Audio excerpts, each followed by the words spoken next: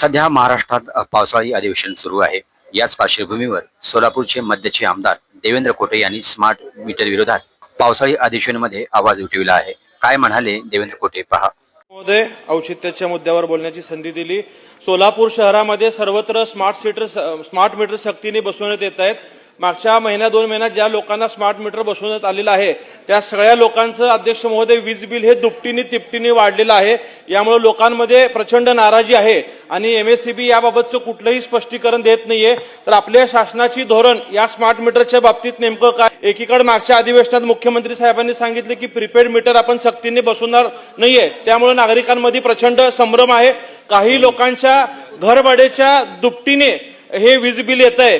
तर माझी अशी आपल्या माध्यमातून सरकारला विनंती आहे की एमएससीबीने याबाबत सविस्तर स्पष्टीकरण द्यावं आणि जे काही नागरिकांमध्ये मनामध्ये संभ्रम झालेला आहे की पूर्वी आमचे बिल समजा 500 रुपये येत होतं तर दुसऱ्या महिन्यातलं स्मार्ट मीटरचं बिल हे थेट 1000 किंवा 1500 रुपये आलंय। यात जर काय तांत्रिक चुका असतील तर स्मार्ट मीटर सक्तीने बसवण्याबाबत ह्या सरकारने स्थगिती द्यावी अशी मी आपल्या माध्यमातून विनंती करतो।